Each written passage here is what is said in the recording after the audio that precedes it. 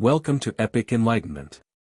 Tonight, we're diving into the timeless wisdom of Leo Tolstoy with his powerful short story for sleep, Bethink Yourselves. Written over a century ago, this thought-provoking piece remains as relevant as ever, offering deep reflections on life, morality, and the choices we make. So, dim the lights, get comfortable. Don't forget to like, subscribe, and hit the bell icon for more enlightened content. Chapter 1 of Bethink Yourselves. Bethink yourselves. This is your hour and the power of darkness. Luke chapter 22, verse 53. Chapter 1. Again war. Again sufferings, necessary to nobody, utterly uncalled for. Again fraud. Again the universal stupefaction and brutalization of men. Men who are separated from each other by thousands of miles, hundreds of thousands of such men. On the one hand, Buddhists, whose law forbids the killing not only of men but of animals. On the other hand, Christians, professing the law of brotherhood and love. Like wild beasts on land and on sea, are seeking out each other, in order to kill, torture, and humiliate each other in the most cruel way. What can this be? Is it a dream or a reality? Something is taking place which should not, cannot be. One longs to believe that it is a dream and to awake from it. But no, it is not a dream. It is a dreadful reality. One could yet understand how a poor, uneducated, defrauded Japanese, torn from his field, and taught that Buddhism consists not in compassion to all that lives, but in sacrifices to idols, and how a similar poor, illiterate fellow from the neighborhood of Tula or Nizhny Novgorod, who had been taught that Christianity consists in worshipping Christ, the Madonna, saints and their icons. One could understand how these unfortunate men, brought by the violence and deceit of centuries to recognize the greatest crime in the world, the murder of one's brethren, as a virtuous act, can commit these dreadful deeds without regarding themselves as being guilty in so doing. But how can so-called enlightened men preach war, support it, participate in it, and worst of all, without suffering the dangers of war themselves, incite others to it, sending their unfortunate defrauded brothers to fight? These so-called enlightened men cannot possibly ignore, I do not say the Christian law, if they recognize themselves to be Christians, but all that has been written, is being written, has and is being said about the cruelty, futility, and senselessness of war. They are regarded as enlightened men precisely because they know all this. The majority of them have themselves written and spoken about this, not to mention the Hague Conference, which called forth universal praise, or all the books, pamphlets, newspaper articles and speeches demonstrating the possibility of the solution of international misunderstandings by international arbitration. No enlightened man can help knowing that the universal competition in the armaments of states must inevitably lead them to endless wars, or to a general bankruptcy, or to both the one and the other. They cannot but know that besides the senseless, purposeless expenditure of milliards of rubles, that is of human labor, on the preparations for war, during the wars themselves, millions of the most energetic and vigorous men perish in that period of their life which is best for productive labor. During the past century, wars have destroyed 14 million men. Enlightened men cannot but know that occasions for war are always such as are not worth not only one human life, but not 1/100th part of all that which is spent upon wars. In fighting for the emancipation of the Negroes, much more was spent than it would have cost to redeem them from slavery. Everyone knows, and cannot help knowing, that above all wars, calling forth the lowest animal passions, deprave and brutalize men.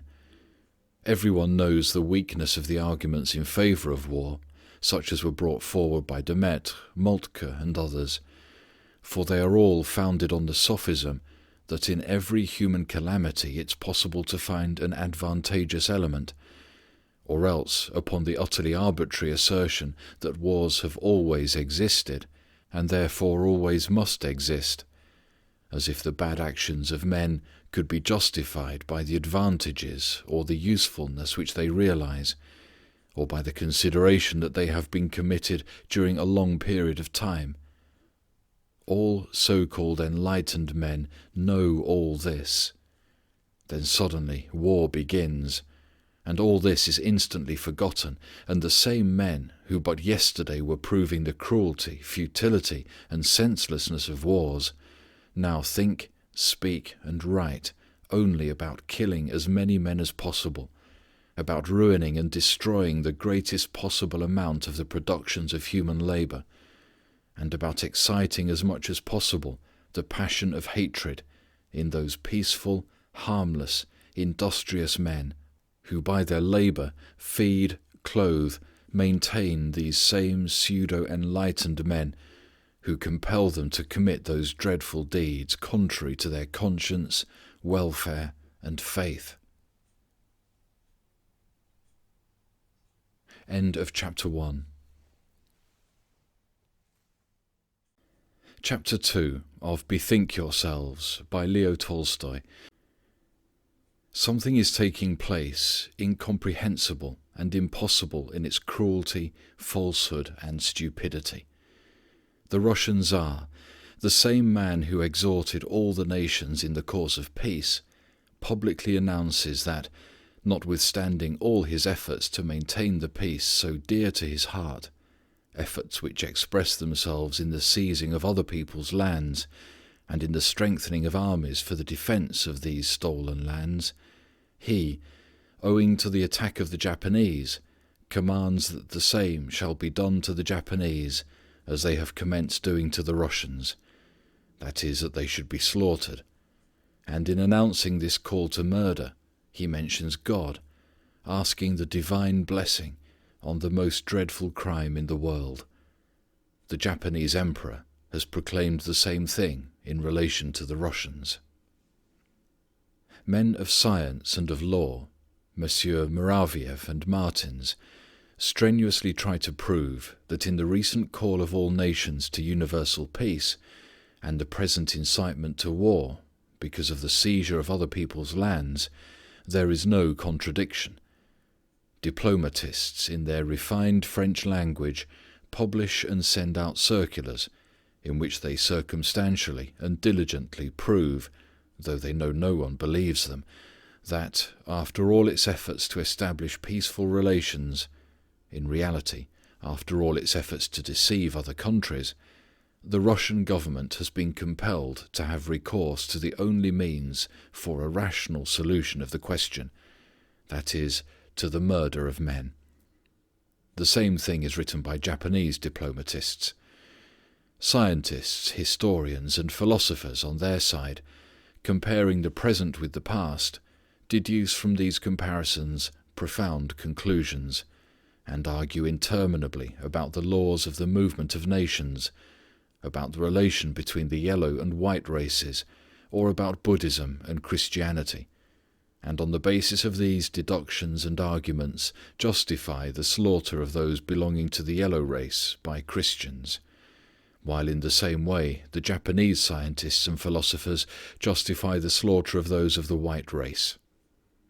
Journalists, without concealing their joy, try to outdo each other, and not hesitating at any falsehood, however impudent and transparent, prove in all possible ways that the Russians only are right and strong and good in every respect, and that all the Japanese are wrong and weak and bad in every respect, and that all those are also bad who are inimical or may become inimical toward the Russians, the English, the Americans, and the same is proved likewise by the Japanese and their supporters in relation to the Russians.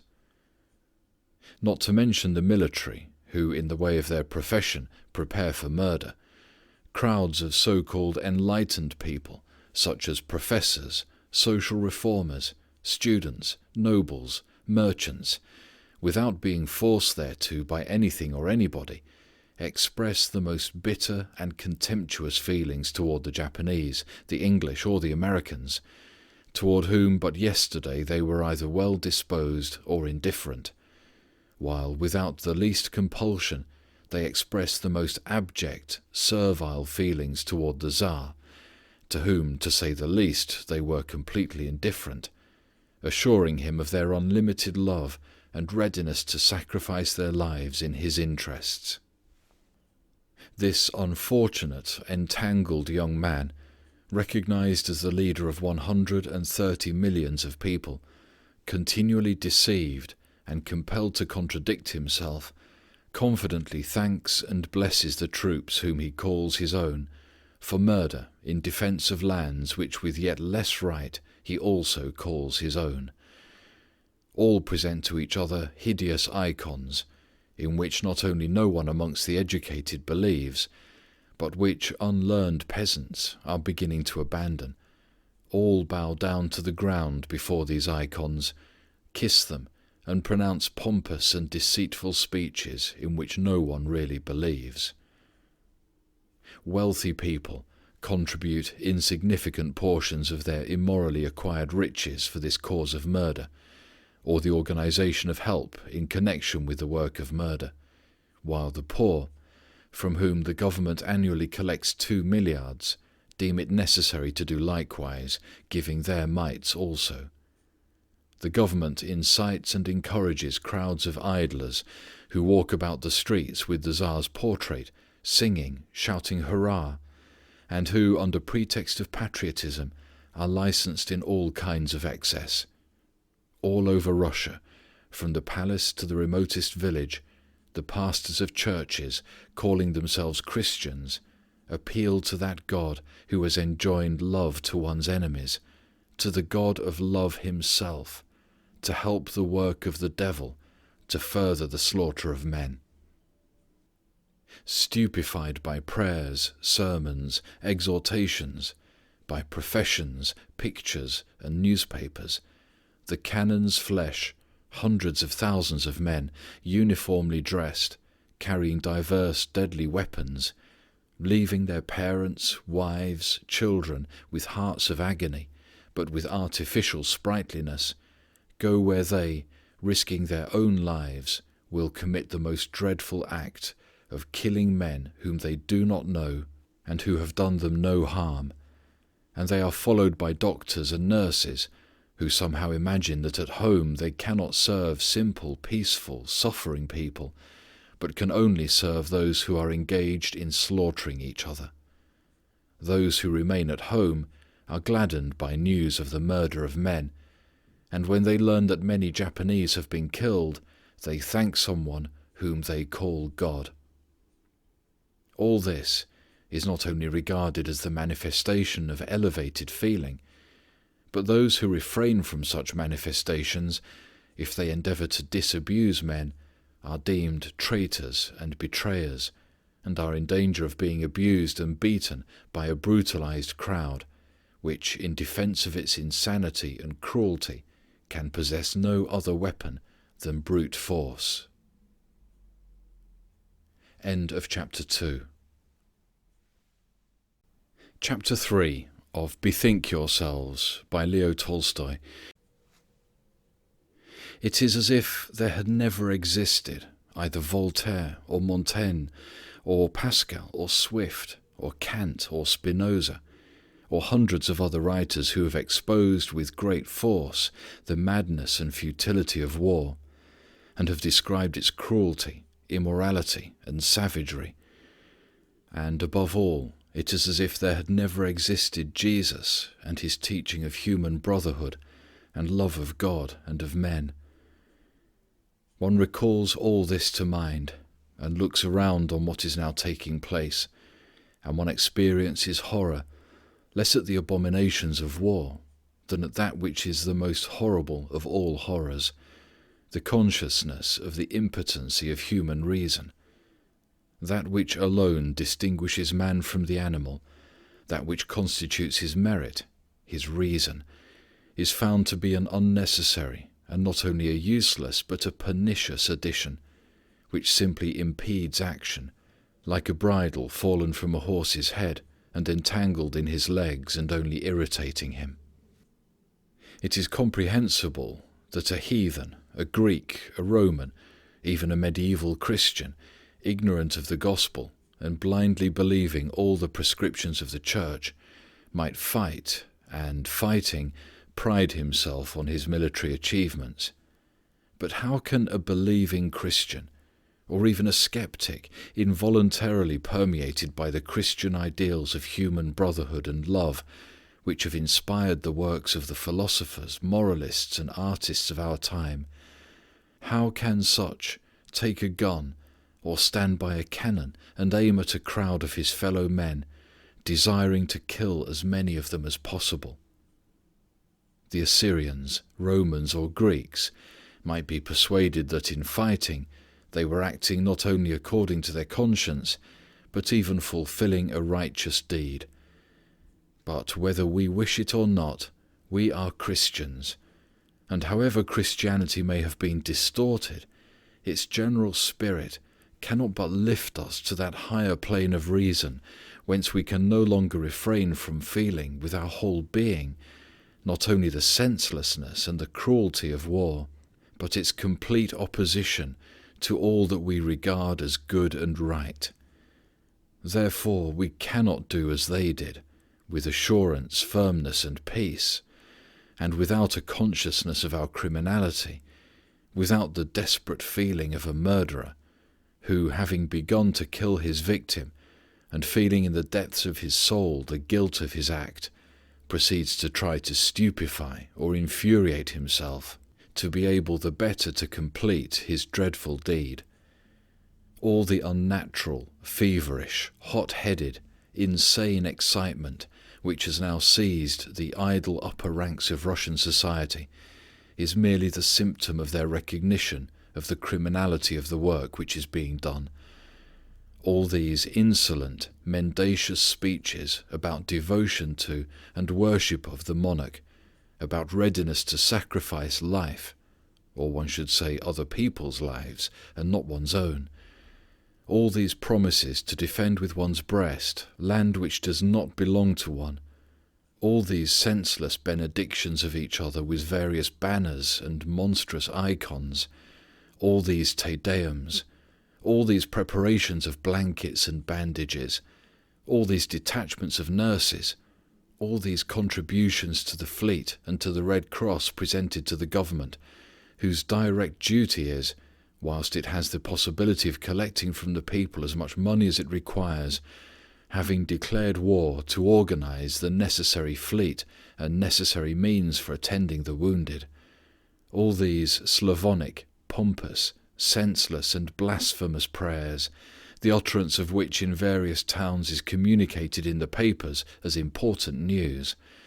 all these processions, calls for the national hymn, cheers, all this dreadful, desperate newspaper mendacity, which, being universal, does not fear exposure, all this stupefaction and brutalization which has now taken hold of Russian society, and which is being transmitted by degrees also to the masses, all this is only a symptom of the guilty consciousness of that dreadful act which is being accomplished. Spontaneous feeling tells men that what they are doing should not be. But as the murderer who has begun to assassinate his victim cannot stop, so also Russian people now imagine that the fact of the deadly work having been commenced is an unanswerable argument in favor of war. War has been begun, and therefore it should go on. Thus it seems to simple, benighted, unlearned men, acting under the influence of the petty passions and stupefactions to which they have been subjected. In exactly the same way, the most educated men of our time argue to prove that man does not possess free will, and that therefore, even were he to understand that the work he has commenced is evil, he can no longer cease to do it, and dazed, brutalized men continue their dreadful work. End of chapter 3. Chapter 4 of Bethink Yourselves by Leo Tolstoy. Ask a soldier, a private, a corporal, a non-commissioned officer, who has abandoned his old parents, his wife, his children, why he is preparing to kill men whom he does not know. He will at first be astonished at your question. He is a soldier, he's taken the oath, and it's his duty to fulfill the orders of his commanders. If you tell him that war, the slaughter of men, does not conform to the command, "Thou shalt not kill," he will say, "And how if ours are attacked? For the king, for the orthodox faith?" One of them said in answer to my question, "And how if he attacks that which is sacred?" "What do you mean?" I asked. "Why," said he, "the banner." And if you endeavor to explain to such a soldier that God's commandment is more important not only than the banner, but than anything else in the world, he will become silent, or he will get angry and report you to the authorities. Ask an officer, a general, why he goes to war. He will tell you that he is a military man, and that the military are indispensable for the defense of the fatherland. As to murder not conforming to the spirit of the Christian law, this does not trouble him, as either he does not believe in this law, or if he does, it is not in the law itself, but in that explanation which has been given to this law. And above all, he, like the soldier, in place of the personal question, what should he do himself, always puts the general question about the state or the fatherland. At the present moment, when the fatherland is in danger, one should act and not argue, he will say. Ask the diplomats, who by their deceits prepare wars, why they do it. They will tell you that the object of their activity is the establishment of peace between nations, and that this object is attained not by ideal, unrealizable theories, but by diplomatic action and readiness for war. And just as the military, instead of the question concerning one's own action, place the general question, so also diplomatists will speak about the interests of Russia, about the unscrupulousness of other powers, about the balance of power in Europe, but not about their own position and its activities.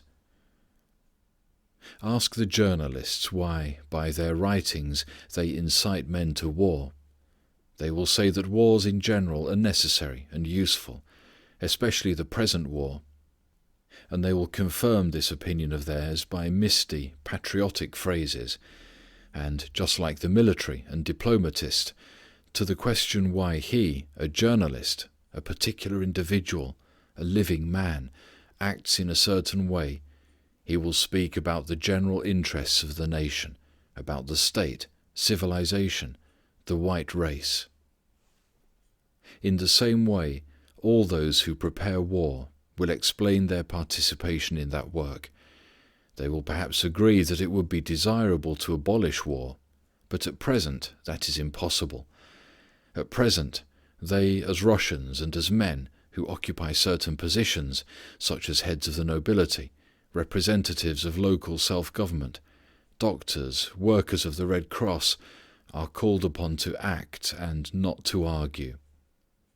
There is no time to argue and to think of oneself, they will say, when there is a great common work to be done. The same will be said by the Tsar, seemingly responsible for the whole thing. He, like the soldier, will be astonished at the question whether war is now necessary. He does not now even admit the idea that the war might yet be arrested.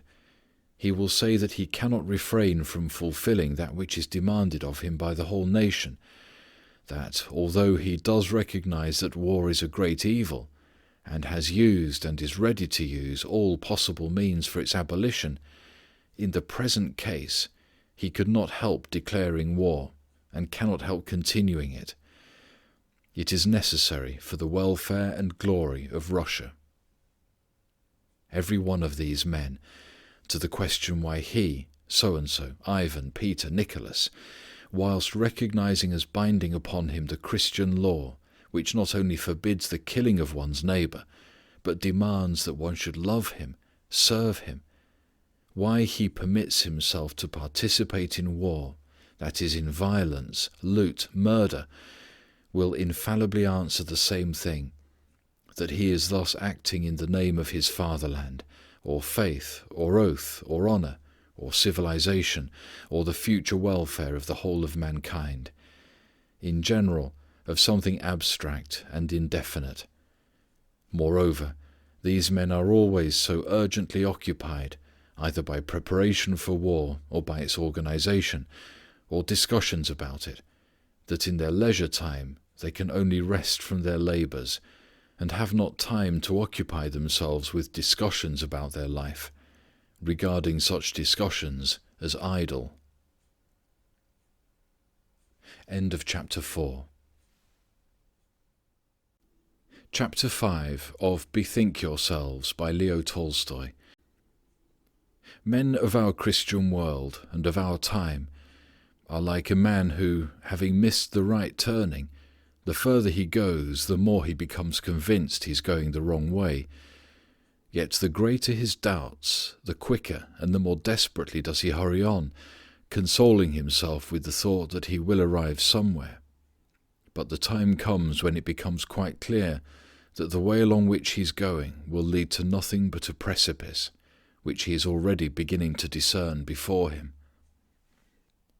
In such a position stands the Christian humanity of our time.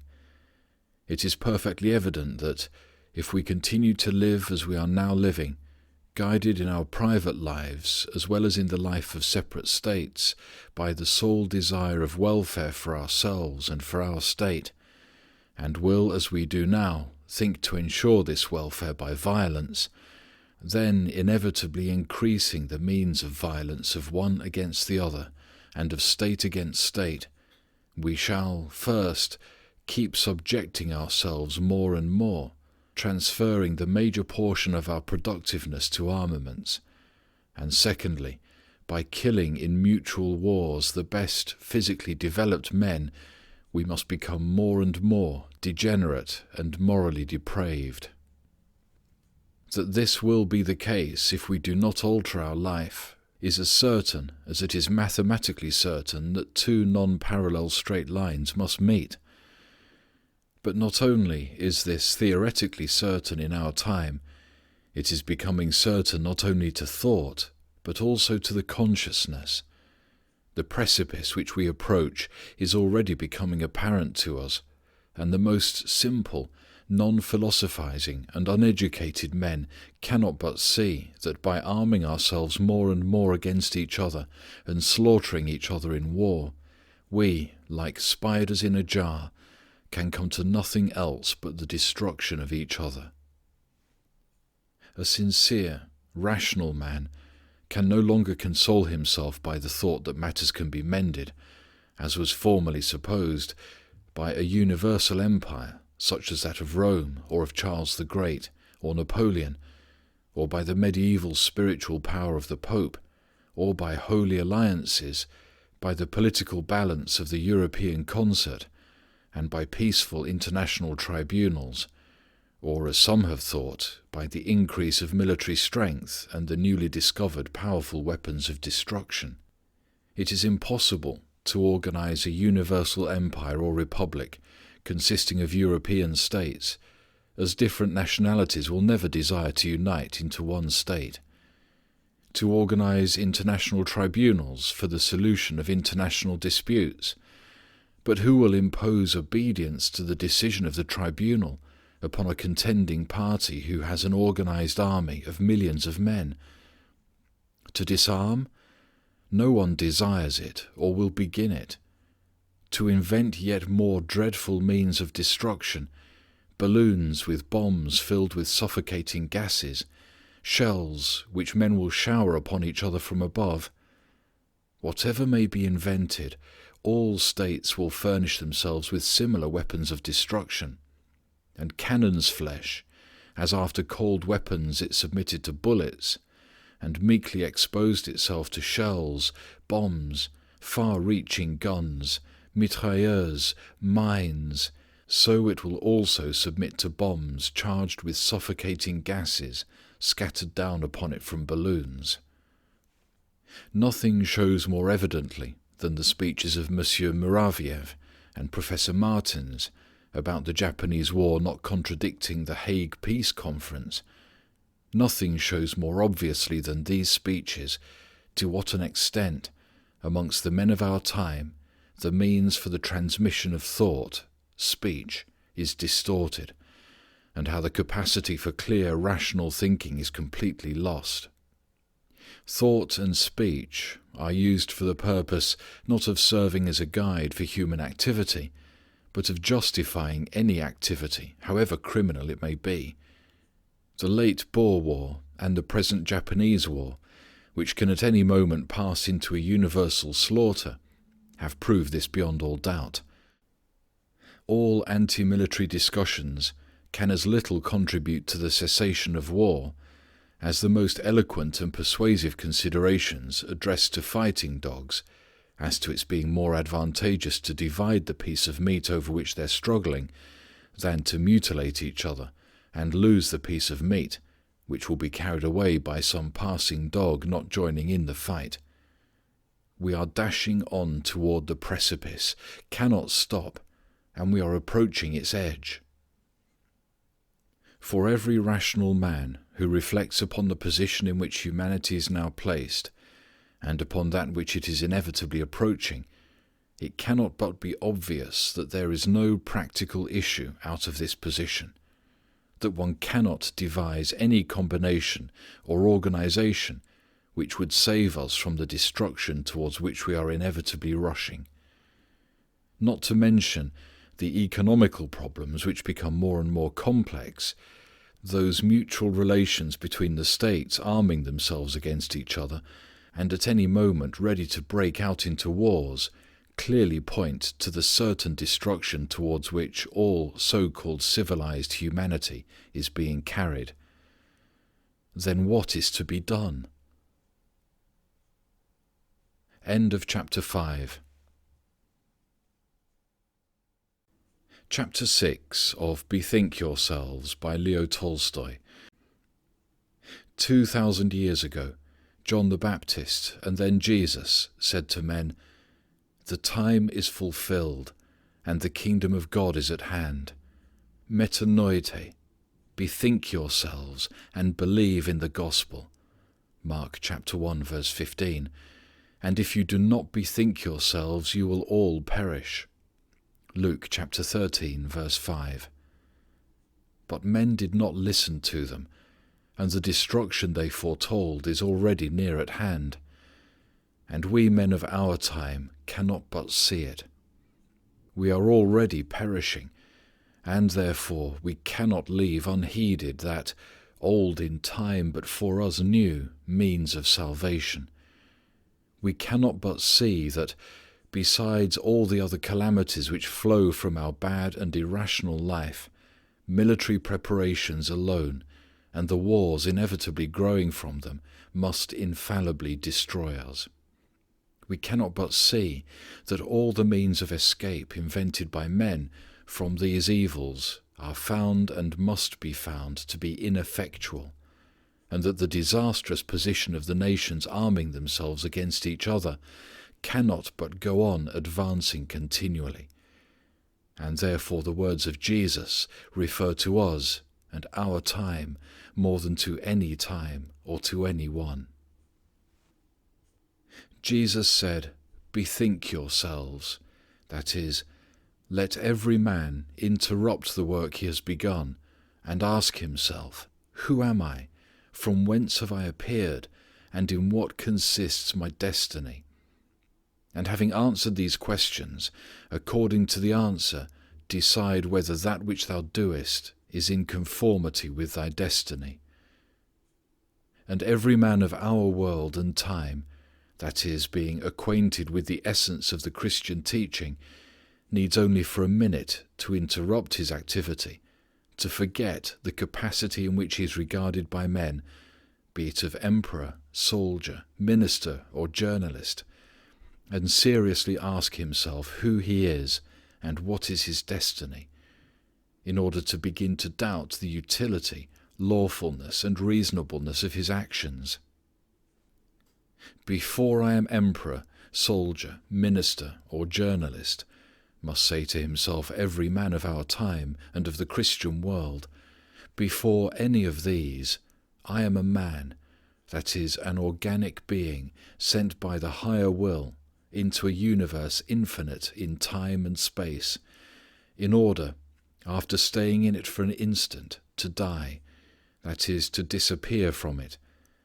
And therefore all those personal, social, and even universal human aims which I may place before myself, and which are placed before me by men, are all insignificant, owing to the shortness of my life, as well as to the infiniteness of the life of the universe, and should be subordinated to that higher aim, for the attainment of which I am sent into the world. This ultimate aim, owing to my limitations, is inaccessible to me, but it does exist, as there must be a purpose in all that exists, and my business is that of being its instrument, that is, my destiny, my vocation, is that of being a workman of God, of fulfilling His work. And having understood this destiny, every man of our world and time, from emperor to soldier, cannot but regard differently those duties which he has taken upon himself, or other men have imposed upon him. Before I was crowned, recognized as emperor, must the emperor say to himself, before I undertook to fulfill the duties of the head of the state, I, by the very fact that I live, have promised to fulfill that which is demanded of me by the higher will that sent me into life. These demands I not only know, but feel in my heart. They consist, as it is expressed in the Christian law, which I profess, in that I should submit to the will of God and fulfill that which it requires of me, that I should love my neighbor, serve him, and act towards him as I would wish others to act towards me. Am I doing this? Ruling men, prescribing violence, executions, and, the most dreadful of all, wars. Men tell me that I ought to do this, but God says that I ought to do something quite different, and therefore, however much I may be told that, as the head of the state, I must direct acts of violence, the levying of taxes, executions, and, above all, war, that is, the slaughter of one's neighbor, I do not wish to and cannot do these things. So must say to himself the soldier, who is taught that he must kill men, and the minister, who deemed it his duty to prepare for war, and the journalist who incited to war, and every man who puts to himself the question, who is he? What is his destination in life? And the moment the head of the state will cease to direct war, the soldier to fight, the minister to prepare means for war, the journalist to incite thereto, then, without any new institutions, adaptations, balance of power, tribunals, there will of itself be destroyed that hopeless position in which men have placed themselves, not only in relation to war, but also to all other calamities which they themselves inflict upon themselves. So that, however strange this may appear, the most effective and certain deliverance of men from all the calamities which they inflict upon themselves, and from the most dreadful of all, war, is attainable, not by any external general measures, but merely by that simple appeal to the consciousness of each separate man, which 1900 years ago was proposed by Jesus. that every man bethink himself, and ask himself who is he, why he lives, and what he should and should not do. End of chapter 6. Chapter 7 of Bethink Yourselves by Leo Tolstoy. The evil from which men of our time are suffering is produced by the fact that the majority live without that which alone affords a rational guidance for human activity, without religion. Not that religion which consists in belief in dogmas, in the fulfillment of rites which afford a pleasant diversion, consolation, stimulant, but that religion which establishes the relation of man to the All, to God, and therefore gives a general higher direction to all human activity, and without which people stand on the plane of animals and even lower than they. This evil which is leading men to inevitable destruction has manifested itself with special power in our time, because having lost all rational guidance in life, and having directed all efforts to discoveries and improvements principally in the sphere of technical knowledge, men of our time have developed in themselves enormous power over the forces of nature, but not having any guidance for the rational adaptation of this power, they naturally have used it for the satisfaction of their lowest and most animal propensities.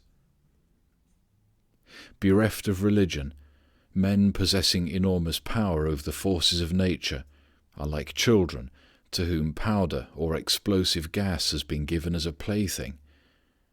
Considering this power which men of our time possess and the way they use it, one feels that considering the degree of their moral development, men have no right, not only to the use of railways, steam, electricity, telephones, photography, wireless telegraphs, but even to the simple art of manufacturing iron and steel, as all these improvements and arts they use only for the satisfaction of their lusts, for amusement, dissipation, and the destruction of each other.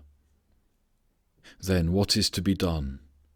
To reject all these improvements of life, all this power acquired by humanity, to forget that which it has learnt? This is impossible. However perniciously these mental acquisitions are used, they still are acquisitions, and men cannot forget them. To alter those combinations of nations which have been formed during centuries, and to establish new ones, to invent such new institutions as would hinder the minority from deceiving and exploiting the majority, to disseminate knowledge, all this has been tried and is being done with great fervour. All these imaginary methods of improvement represent the chief methods of self-oblivion and of diverting one's attention from the consciousness of inevitable perdition. The boundaries of states are changed, institutions are altered, knowledge is disseminated, but within other boundaries, with other organizations, with increased knowledge, men remain the same beasts, ready any minute to tear each other to pieces, or the same slaves they have always been and always will be, while they continue to be guided not by religious consciousness, but by passions, theories, and external influences. Man has no choice. He must be the slave of the most unscrupulous and insolent amongst slaves, or else the servant of God, because for man there is only one way of being free, by uniting his will with the will of God. People bereft of religion, some repudiating religion itself, others recognizing as religion those external, monstrous forms which have superseded it, and guided only by their personal lusts, fear, human laws, and above all by mutual hypnotism, cannot cease to be animals or slaves, and no external efforts can extricate them from this state, for only religion makes a man free, and most of the people of our time are deprived of it. End of chapter 7.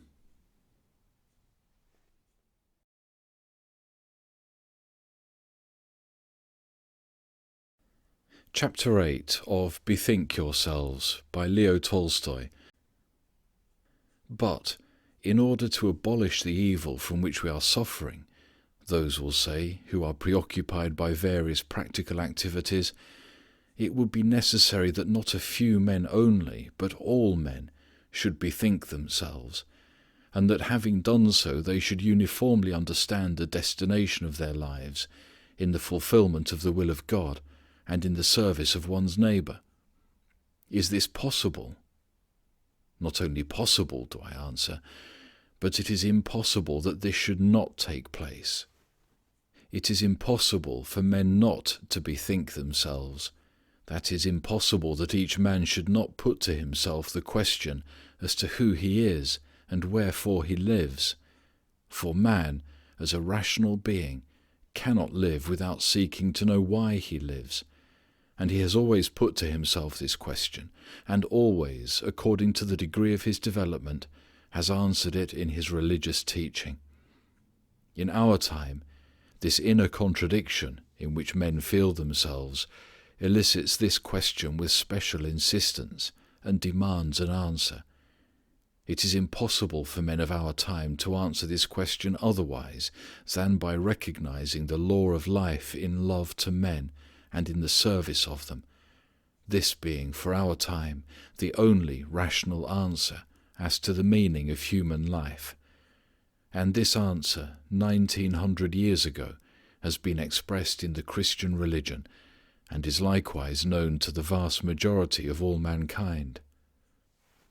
This answer, in a latent state, lives in the consciousness of all men of the Christian world of our time, but it does not openly express itself and serve as guidance for our life, only because, on the one hand, those who enjoy the greatest authority, so-called scientists, being under the coarse error that religion is a temporary and outgrown step in the development of mankind, and that men can live without religion, inculcate this error to those of the masses who are beginning to be educated, and on the other hand, because those in power, sometimes consciously, but often unconsciously, being under the error that the church faith is Christian religion, endeavour to support and excite in the people crude superstitions given out as the Christian religion. If only these two deceptions were to be destroyed, then true religion, already latent in men of our time, would become evident and obligatory. To bring this about, it is necessary that, on the one hand, men of science should understand that the principle of the brotherhood of all men, and the rule of not doing unto others what one does not wish for oneself, is not one casual idea out of a multitude of human theories, which can be subordinated to any other considerations, but is an incontestable principle, standing higher than the rest, and flowing from the changeless relation of man to that which is eternal, to God, and is religion, all religion, and therefore always obligatory.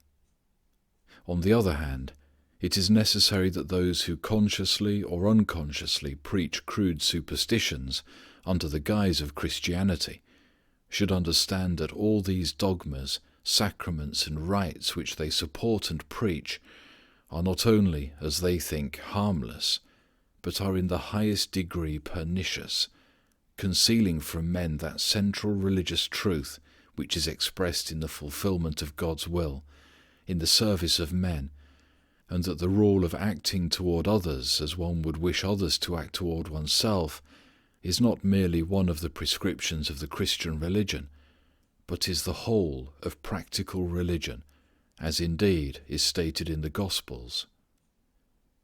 To bring about that men of our time should uniformly place before themselves the question of the meaning of life, and uniformly answer it, it is only necessary that those who regard themselves as enlightened should cease to think and to inculcate to other generations that religion is atavism, the survival of a past wild state, and that for the good life of men the spreading of education is sufficient, that is, the spread of the most varied knowledge which is in some way to bring men to justice and to a moral life.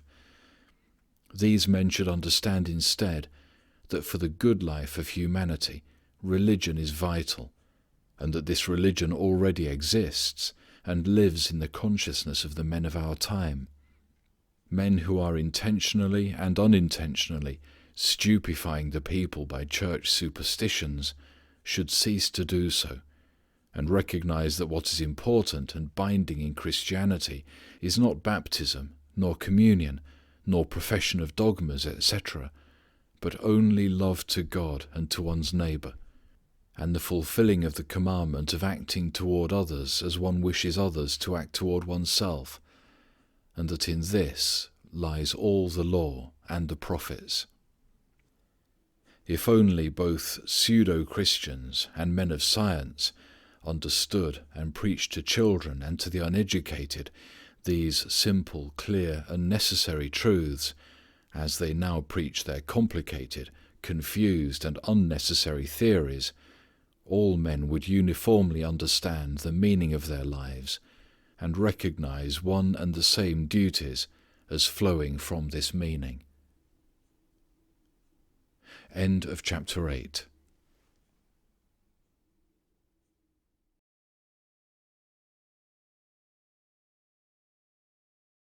Chapter 9 of Bethink Yourselves by Leo Tolstoy. But how are we to act now, immediately among ourselves, in Russia, at this moment, when our foes have already attacked us, are attacking our people and threatening us? What should be the action, I shall be asked, of a Russian soldier, officer, general, Tsar, private individual? Are we, forsooth, to allow our enemies to ruin our possessions, to seize the productions of our labours, to carry away prisoners or kill our men? What are we to do now that this thing has begun? But before the work of war was commenced, by whomever it was commenced, every awakened man must answer, before all else, the work of my life was commenced. And the work of my life has nothing in common with recognition of the rights of the Chinese, Japanese, or Russians to Port Arthur. The work of my life consists in fulfilling the will of Him who sent me into this life. This will is known to me. This will is that I should love my neighbor and serve him. Then why should I, following temporary, casual, irrational, and cruel demands, deviate from the known, eternal, and changeless law of all my life? If there be a God, He will not ask me when I die, which may happen at any moment, whether I retained Jinampur with its timber stores, or Port Arthur, or even that conglomeration which is called the Russian Empire, which He did not confide to my care.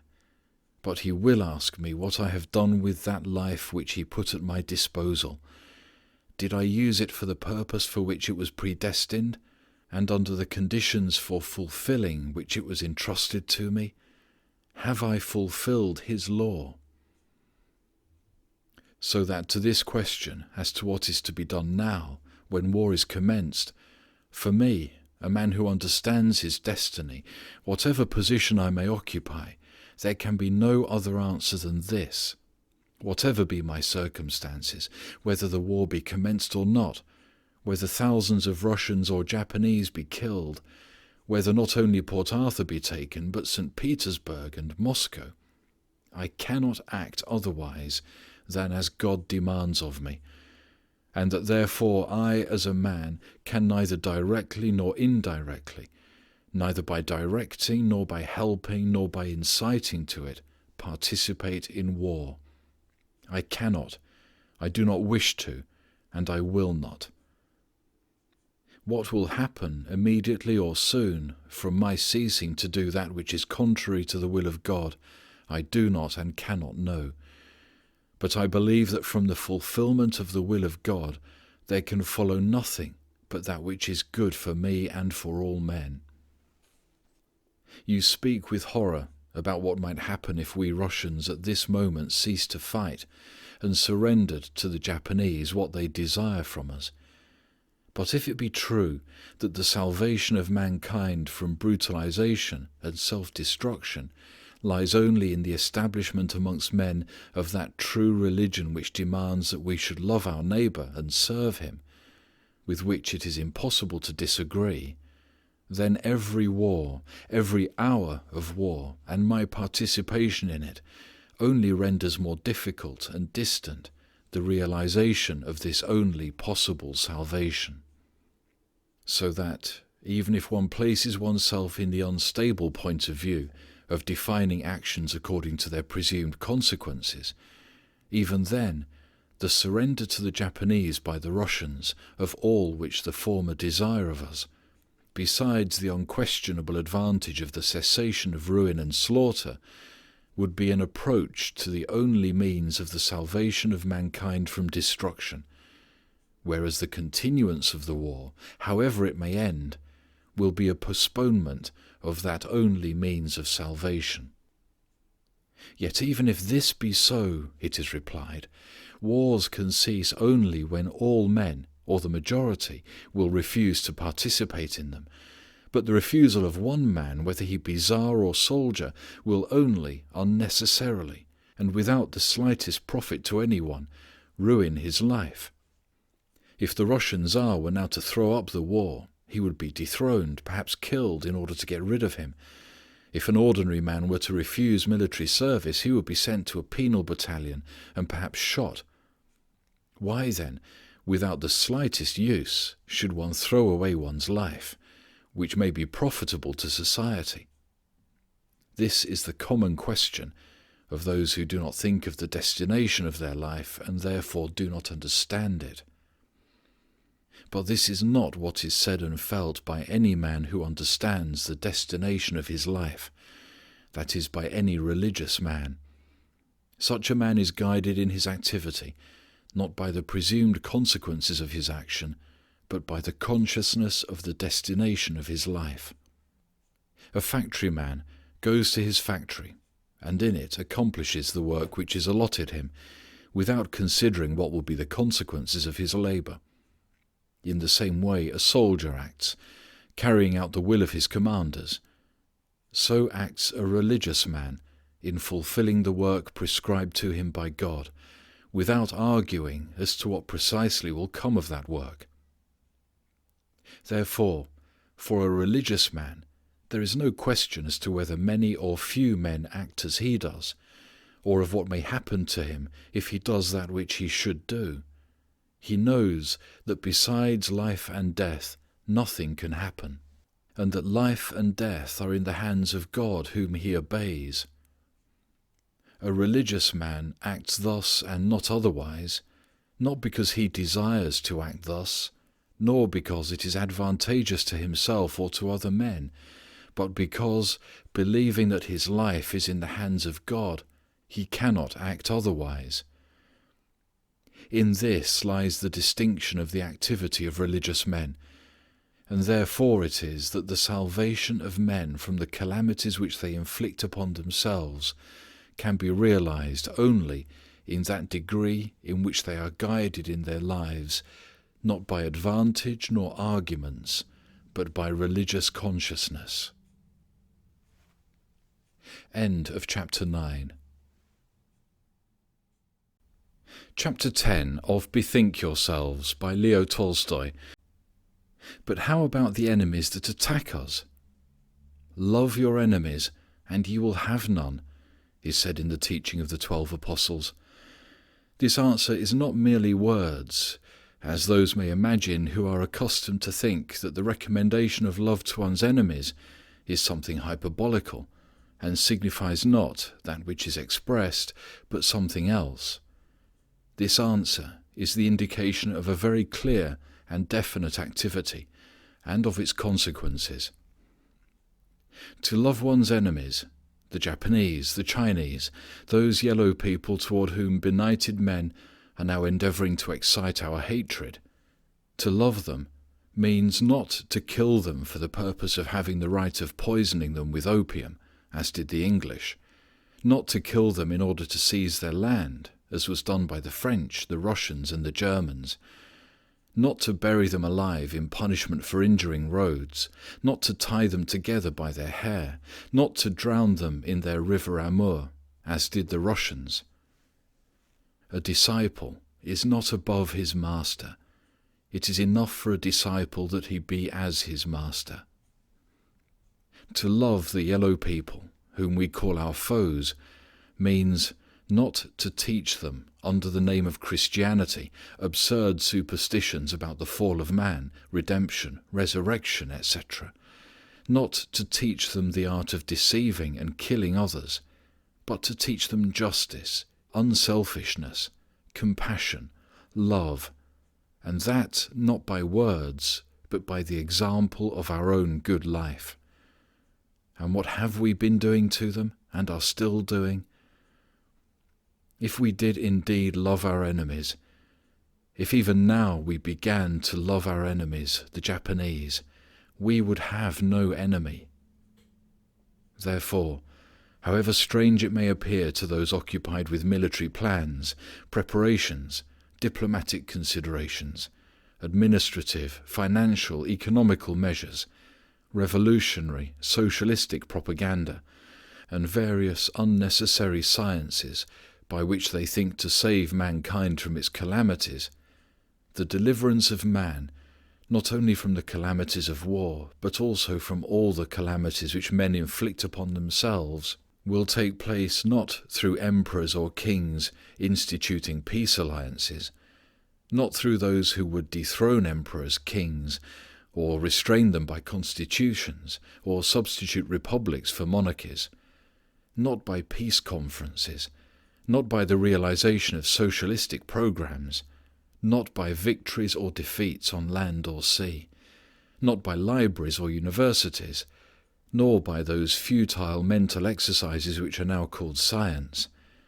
but only by there being more and more of those simple men who, like the Doukhobors, Drogin, Olkovich in Russia, the Nazarenes in Austria, Condottier in France, Turvey in Holland, and others, having placed as their object not external alterations of life, but the closest fulfillment in themselves of the will of Him who has sent them into life, will direct all their powers to this realization.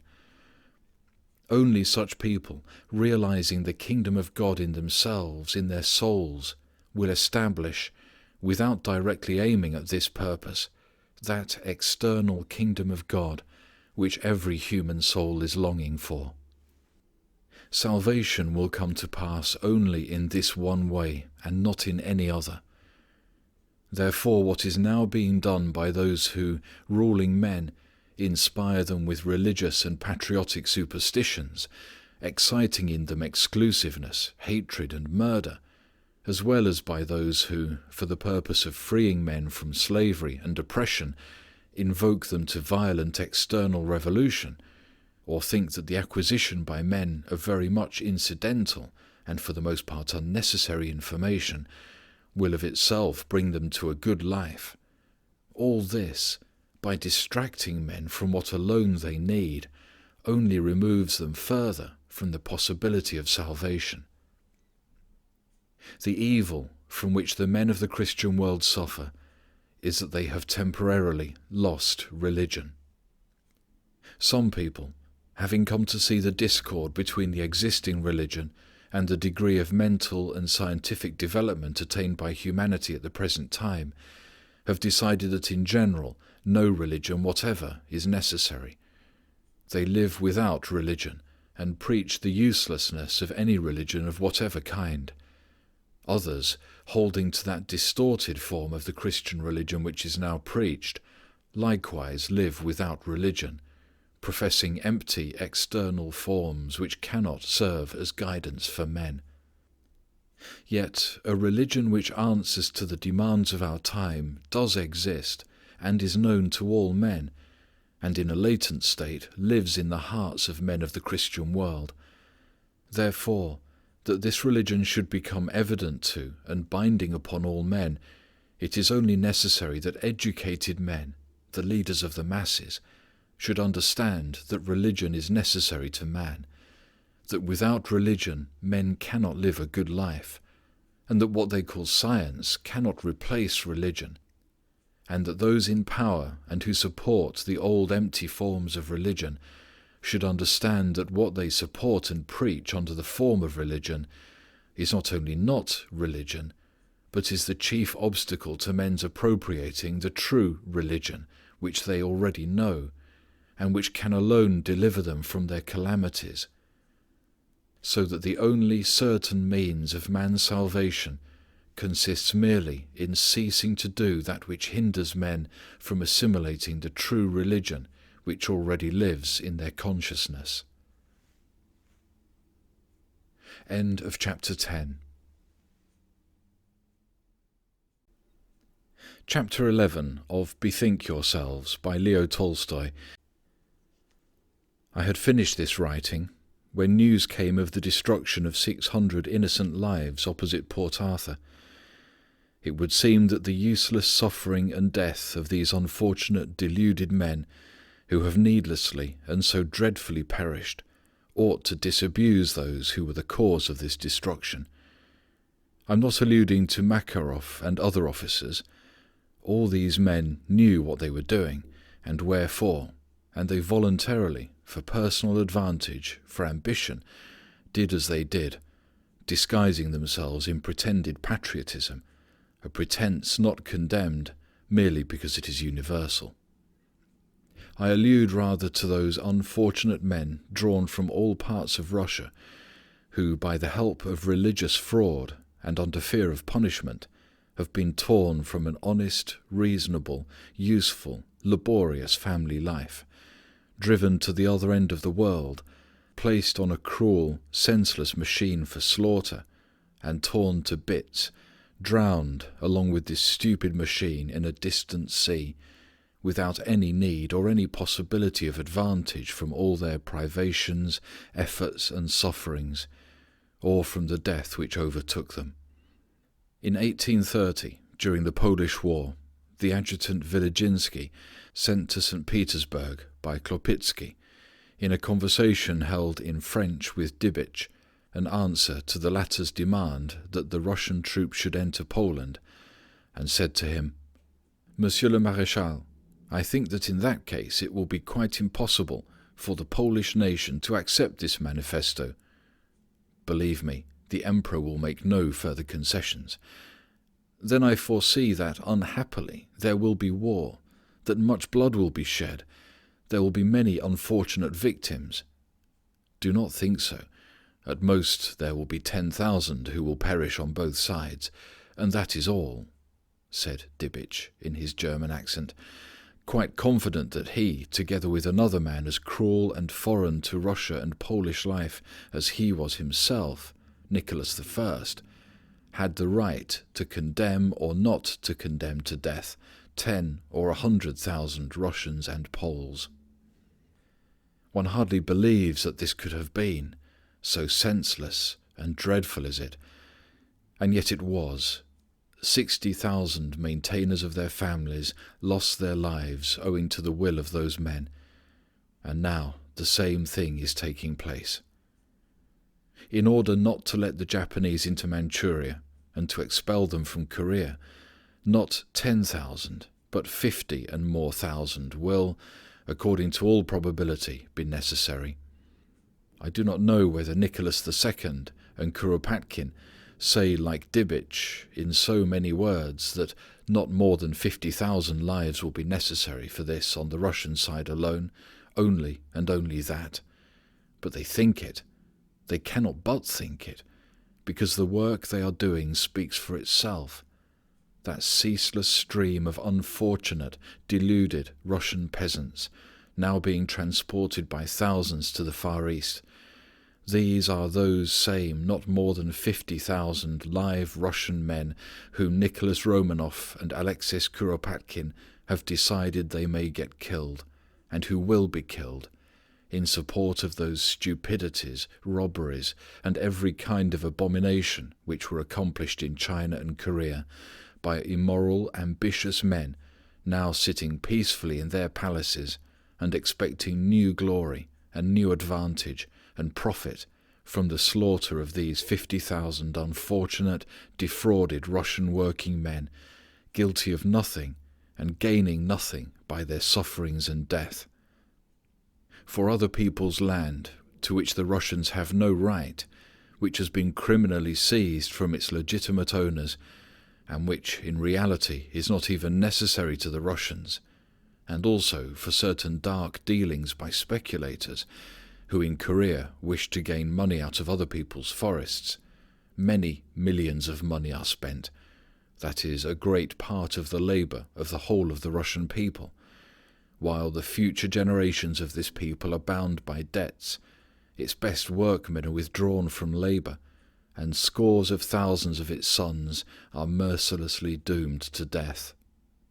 And the destruction of these unfortunate men is already begun.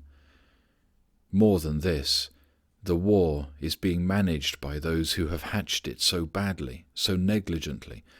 All is so unexpected, so unprepared, that, as one paper admits, Russia's chief chance of success lies in the fact that it possesses inexhaustible human material. It is upon this that those rely who send to death scores of thousands of Russian men. It is frankly said that the regrettable reverses of our fleet must be compensated on the land. In plain language, this means that if the authorities have badly directed things on sea, and by their negligence have destroyed not only the nation's millions, but thousands of lives, we can make it up by condemning to death on land several more scores of thousands. When crawling locusts cross rivers, it happens that the lower layers are drowned until from the bodies of the drowned is formed a bridge over which the upper ranks can pass. In the same way are the Russian people being disposed of.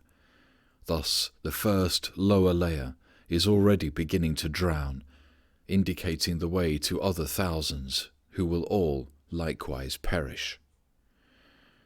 And are the originators, directors, and supporters of this dreadful work beginning to understand their sin, their crime? Not in the least. They are persuaded that they have fulfilled and are fulfilling their duty, and they are proud of their activity. People speak of the loss of the brave Makarov, who, as all agree, was able to kill men very cleverly. They deplore the loss of a drowned excellent machine of slaughter, which had cost so many millions of rubles. They discuss the question of how to find another murderer as capable as the poor benighted Makarov. They invent new, still more efficacious tools of slaughter. And all the guilty men engaged in this dreadful work, from the Tsar to the humblest journalist, all with one voice call for new insanities, new cruelties, for the increase of brutality and hatred of one's fellow men. Quote, Makarov is not the only man in Russia, and every admiral placed in his position will follow in his steps and will continue the plan and the idea of Makarov, who has nobly perished in the strife, unquote, writes the Novo Vremya. Quote, let us earnestly pray God for those who have laid down their lives for the sacred fatherland, without doubting for one moment that the fatherland will give us new sons equally virtuous for the further struggle, and will find in them an inexhaustible store of strength for a worthy completion of the work, unquote, writes the St. Petersburg Viedomosti. Quote, a ripe nation will draw no other conclusion from the defeat, however unprecedented, than that we should continue, develop, and conclude the strife. Therefore let us find in ourselves new strength. New heroes of the spirit will arise, unquote, writes the Russ, and so forth. So murder and every kind of crime go on with greater fury.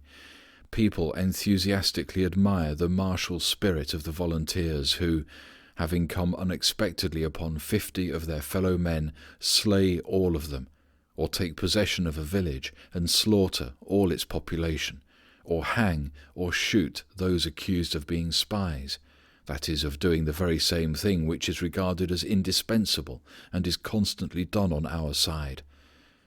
News about these crimes is reported in pompous telegrams to their chief director, the Tsar, who, in return, sends to his virtuous troops his blessing on the continuation of such deeds. Is it not evident that, if there be a salvation from this position, it is only one, that one which Jesus teaches?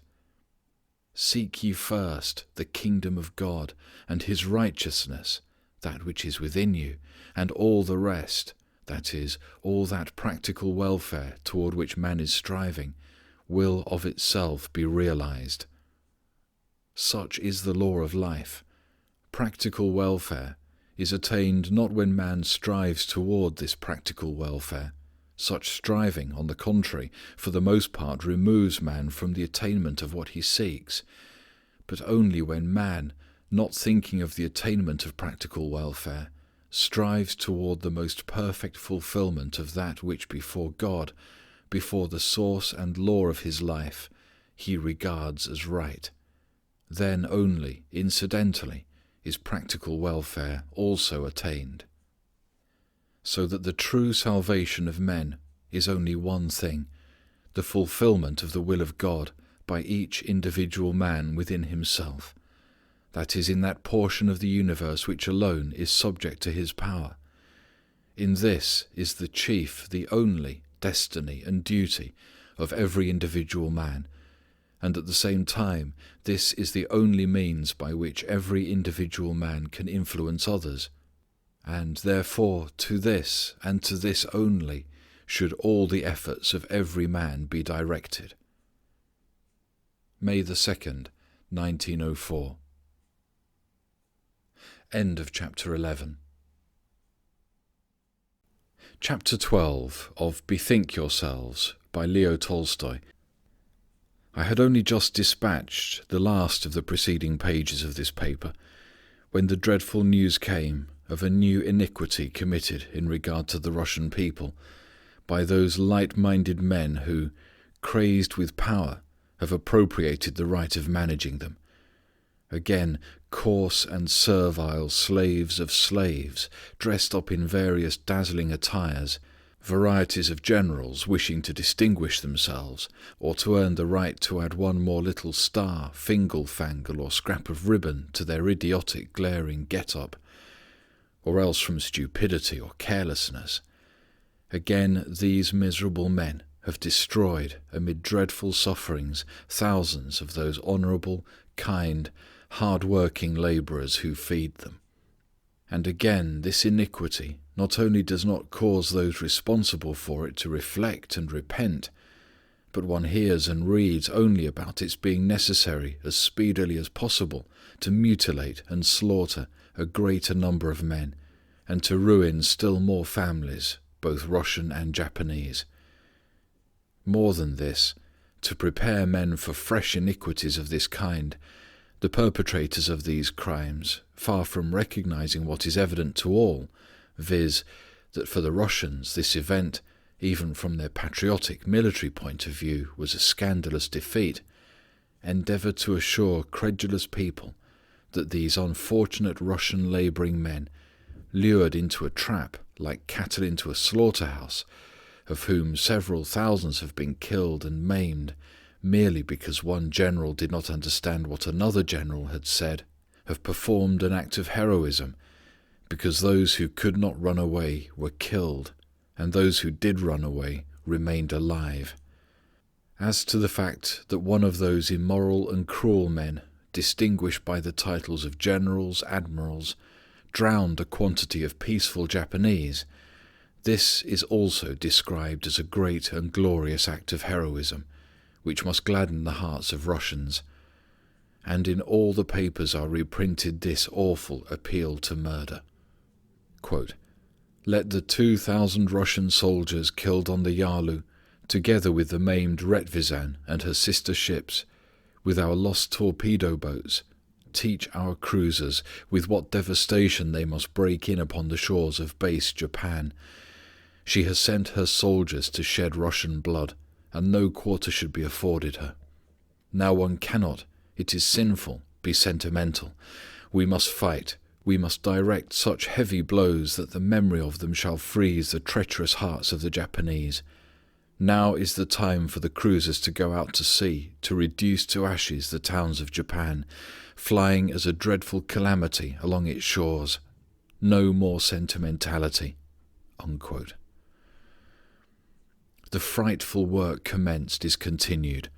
Loot, violence, murder, hypocrisy, theft, and above all the most fearful fraud, the distortion of religious teachings, both Christian and Buddhistic, continue. The Tsar, the chief responsible person, continues to review the troops, to thank, reward, and encourage them. He issues an edict for the calling out of the reserves. His faithful subjects again and again lay down their property and lives at the feet of him they call, only with their lips, their adored monarch. On the other hand, desiring to distinguish themselves before each other in deeds and not in words only, they tear away the fathers and the breadwinners from their orphaned families, preparing them for slaughter. The worse the position of Russia, the more reckless do the journalists lie, transforming shameful defeats into victories, knowing that no one will contradict them, and they quietly collect money from subscriptions and sales. The more money and labour of the people is devoted to the war, the more is grabbed by various authorities and speculators, who know that no one will convict them because everyone is doing the same. The military, trained for murder, having passed years in a school of inhumanity, coarseness, and idleness, rejoice, poor men, because besides an increase of their salary, the slaughter of superiors opens vacancies for their promotion. Christian pastors continue to invite men to the greatest of crimes, continue to commit sacrilege, praying God to help the work of war. And, instead of condemning, they justify and praise that pastor who, with the cross in his hands on the very scene of murder, encouraged men to the crime. The same thing is going on in Japan. The benighted Japanese go in for murder with yet greater fervour, owing to their victories. The Mikado also reviews and rewards his troops. Various generals boast of their bravery, imagining that, having learned to kill, they have acquired enlightenment. So too groan the unfortunate working people, torn from useful labour and from their families. So their journalists also lie and rejoice over their gains. Also probably, for where murder is elevated into virtue, every kind of vice is bound to flourish. Also probably all kinds of commanders and speculators earn money. And Japanese theologians and religious teachers, no less than the masters in the techniques of armament, do not remain behind the Europeans in the techniques of religious deceit and sacrilege, but distort the great Buddhistic teaching by not only permitting but justifying that murder which Buddha forbade. The Buddhistic scientist Soyen Shaku, ruling over 800 monasteries, explains that although Buddha forbade manslaughter, he also said he could never be at peace until all beings are united in the infinitely loving heart of all things, and that, therefore, in order to bring into harmony that which is discordant, it is necessary to fight and to kill men. It is as if there had never existed the Christian and Buddhistic teaching about the unity of the human spirit, the brotherhood of men, love, compassion, the sacredness of human life. Men, both Japanese and Russians, already enlightened by the truth, yet like wild animals, nay, worse than wild animals, throw themselves upon each other with the sole desire to destroy as many lives as possible. Thousands of unfortunates groan and writhe in cruel sufferings and die in agony in Japanese and Russian field hospitals, asking themselves in bewilderment why this fearful thing was done with them, while other thousands are already rotting in the earth or on the earth, or floating in the sea, in swollen decomposition. And scores of thousands of wives, fathers, mothers, children are bemoaning their breadwinners, uselessly destroyed. New and newer victims are being prepared. The chief concern of the Russian organizers of slaughter is that on the Russian side the stream of food for cannon, 3,000 men per day doomed to destruction, should not be interrupted for 1 minute.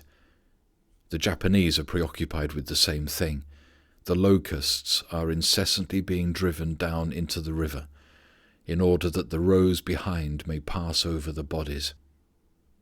When will this cease, and the deceived people at last recover themselves and say, "Well, go you yourselves, you heartless czars, mikados, ministers, bishops, priests, generals, editors, speculators, or whoever you may be called, go you yourselves under these shells and bullets, but we do not wish to go, and we will not go. Leave us in peace to plough and sow and build, and also to feed you." It would be so natural to say this now, when amongst us in Russia resounds the weeping and wailing of hundreds of thousands of mothers, wives, and children, from whom are being snatched away their bread earners, the so-called reserve. These same men, the majority of the reserve, are able to read. They know what the Far East is. They know that war is going on, not for anything which is in the least necessary to Russia, but for some dealings in strange land, leased lands, as they themselves call them, on which it seemed advantageous to some corrupt speculators to build railways and so gain profit.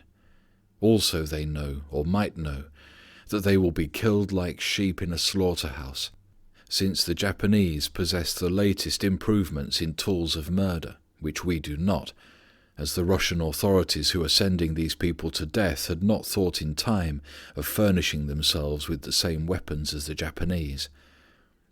Knowing all this, it would indeed be so natural to say, "Go you, those who have brought on this work, all you to whom war is necessary and who justify it, go you and face the Japanese bullets and mines. But we will not go, because we not only do not need to do this, but we cannot understand how it can be necessary to anyone." But no, they do not say this. They go, and they will continue to go. They cannot but go, as long as they fear that which ruins the body, and not that which ruins both the body and the soul. Whether we shall be killed, they argue, or maimed in these chinampos, or whatever they are called, whither we are driven, we do not know. It yet may happen that we shall get through safely, and, moreover, with rewards and glory, like those sailors who are now being feasted all over Russia, because the Japanese bombs and bullets did not hit them but somebody else. Whereas, should we refuse, we should be certainly sent to prison, starved, beaten, exiled to the province of Yakutsk, perhaps even killed immediately. So, with despair in their hearts, leaving behind a good rational life, leaving their wives and their children, they go. Yesterday I met a reservist soldier, accompanied by his mother and wife.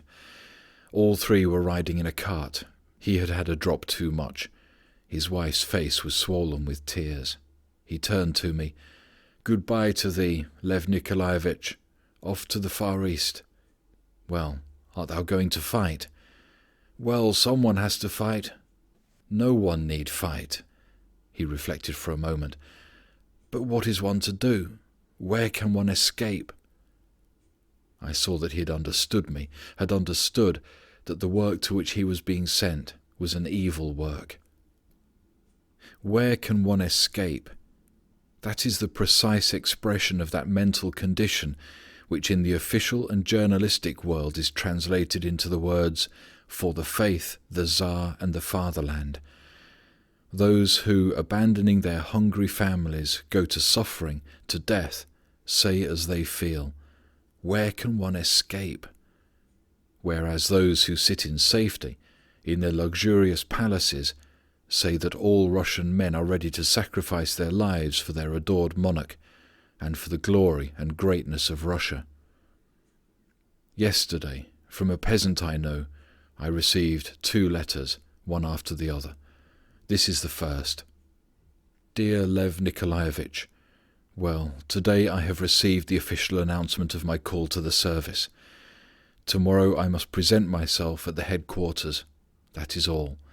And after that, to the Far East to meet the Japanese bullets. About my own and my household's grief I will not tell you. It is not you who will fail to understand all the horror of my position and the horrors of war. All this you have long ago painfully realized, and you understand it all. How I have longed to visit you, to have a talk with you. I had written to you a long letter in which I described the torments of my soul, but I had not had time to copy it when I received my summons. What is my wife to do now with her 4 children?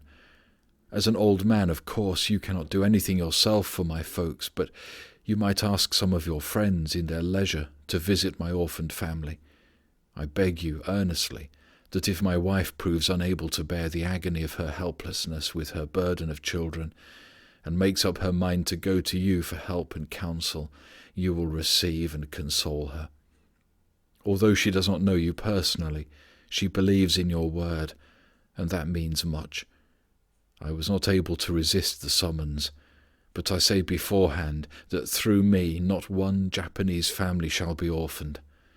My God, how dreadful is all this, how distressing and painful to abandon all by which one lives and in which one is concerned. The second letter is as follows. Kindest Lev Nikolaevich, only 1 day of actual service has passed, and I have already lived through an eternity of most desperate torments. From 8 o'clock in the morning till 9 in the evening we have been crowded and knocked about to and fro in the barrack yard like a herd of cattle. The comedy of medical examination was 3 times repeated, and those who had reported themselves ill did not receive even 10 minutes' attention before they were marked satisfactory. When we, those 2,000 satisfactory individuals, were driven from the military commander to the barracks, along the road, spread out for almost a verst, stood a crowd of relatives, mothers and wives with infants in arms. And if you had only heard and seen how they clasped their fathers, husbands, sons, and hanging around their necks wailed hopelessly. Generally I behave in a reserved way and can restrain my feelings, but I could not hold out, and I also wept. In journalistic language the same is expressed thus: the upheaval of patriotic feeling is immense. Where is the standard that can measure all this immensity of woe now spreading itself over almost 1/3 of the world? And we are now that food for cannon, which in the near future will be offered as sacrifice to the God of vengeance and horror. I cannot manage to establish my inner balance. Oh, how I execrate myself for this double-mindedness, which prevents my serving one Master and God. This man does not yet sufficiently believe that what destroys the body is not dreadful, but that which destroys both the body and the soul. Therefore he cannot refuse to go. Yet while leaving his own family he promises beforehand that through him not one Japanese family shall be orphaned. He believes in the chief law of God, the law of all religions, to act toward others as one wishes others to act toward oneself. Of such men, more or less consciously recognizing this law, there are in our time, not in the Christian world alone, but in the Buddhistic, Mohammedan, Confucian and Brahminic world, not only thousands, but millions. There exist true heroes, not those who are now being fated because, having wished to kill others, they were not killed themselves, but true heroes who are now confined in prisons and in the province of Yakutsk for having categorically refused to enter the ranks of murderers, and who have preferred martyrdom to this departure from the law of Jesus. There are also such as he who writes to me, who go but who will not kill. But also that majority which goes without thinking, and endeavours not to think of what it is doing, still in the depth of its soul does now already feel that it is doing an evil deed by obeying authorities who tear men from labour and from their families and send them to needless slaughter of men, repugnant to their soul and their faith. And they go only because they are so entangled on all sides. Where can one escape? Meanwhile, those who remain at home not only feel this, but know and express it. Yesterday, in the high road, I met some peasants returning from Tula. One of them was reading a leaflet as he walked by the side of his cart. I asked, "What is that? A telegram?" "This is yesterday's, but here is one of today." He took another out of his pocket. We stopped. I read it. "You should have seen what took place yesterday at the station," he said. "It was dreadful. Wives, children, more than 1,000 of them weeping. They surrounded the train, but were allowed no further. Strangers wept, looking on. One woman from Tula gasped and fell down dead. 5 children. They have since been placed in various institutions, but the father was driven away all the same. What do we want with this Manchuria, or whatever it is called? There is sufficient land here, and what a lot of people and of property has been destroyed." Yes, the relation of men to war is now quite different from that which formerly existed, even so lately as the year 77. That which is now taking place never took place before. The papers set forth that during the receptions of the Tsar, who is travelling about Russia for the purpose of hypnotizing the men who are being sent to murder, indescribable enthusiasm is manifested amongst the people. As a matter of fact, something quite different is being manifested. From all sides one hears reports that in one place 3 reservists have hanged themselves. In another spot 2 more. In yet another, about a woman whose husband had been taken away, bringing her children to the conscription committee room and leaving them there, while another hanged herself in the yard of the military commander. All are dissatisfied, gloomy, exasperated. The words "for the faith, the king and the fatherland," the national anthem, and shouts of hurrah no longer act upon people as they once did. Another warfare of a different kind, the struggling consciousness of the deceit and sinfulness of the work to which people are being called, is more and more taking possession of the people. Yes, the great strife of our time is not that now taking place between the Japanese and the Russians, nor that which may blaze up between the white and yellow races, not that strife which is carried on by mines, bombs, bullets, but that spiritual strife which without ceasing has gone on and is now going on between the enlightened consciousness of mankind, now waiting for manifestation, and that darkness and that burden which surrounds and oppresses mankind. In his own time Jesus yearned in expectation and said, "I came to cast fire upon the earth, and how I wish that it were already kindled." Luke chapter 12, verse 49. That which Jesus longed for is being accomplished. The fire is being kindled. Then do not let us check it, but let us spread and serve it. 13th of May, 1904. I should never finish this paper if I were to continue to add to it all that corroborates its essential idea. Yesterday the news came in of the sinking of the Japanese ironclads, and in the so-called higher circles of Russian fashionable, rich, intellectual society, they are, without the slightest conscientious scruples, rejoicing at the destruction of 1,000 human lives. Yet today I have received from a simple seaman, a man standing on the lowest plane of society, the following letter. Much respected Lev Nikolaevich, I greet you with a low bow, with love, much respected Lev Nikolaevich. I have read your book. It was very pleasant reading for me. I have been a great lover of reading your works. Well, Lev Nikolaevich, we are now in a state of war. Please write to me, whether it is agreeable to God or not, that our commanders compel us to kill. I beg you, Lev Nikolaevitch, write to me please whether or not the truth now exists on earth. Tell me, Lev Nikolaevitch. In church here a prayer is being read. The priest mentions the Christ-loving army. Is it true or not that God loves war? I pray you, Lev Nikolaevitch, have you got any books from which I could see whether truth exists on earth or not?